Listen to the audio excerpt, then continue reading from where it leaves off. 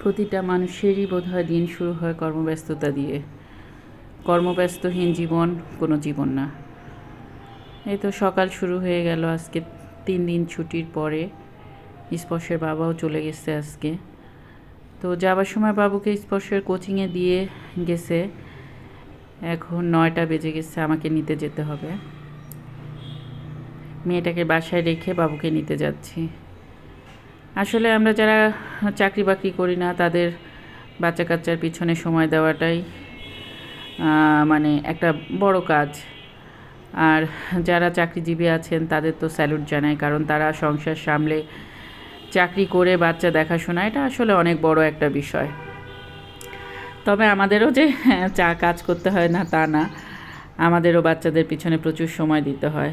বিশেষ করে আমরা যারা বাসায় থাকি আমাদের বাচ্চাগুলো বোধহয় মাদের একটু বেশি জ্বালাতন করে। সব বাচ্চার কথা জানি না, আমার বাচ্চা তো আমার 2টা বাচ্চা অল্প বয়স, তো ওরা বেশি জ্বালাতন করে। এই যে প্রায় চলে আসছি, হ্যাঁ চলে আসছি। আমার বাবুর প্রাইভেট শেষ হয়ে গেছে, ওকে নিলাম, নিয়ে এখন আবার বাসার উদ্দেশ্যে রওনা দিচ্ছি। তো ভালো থাকবেন সবাই।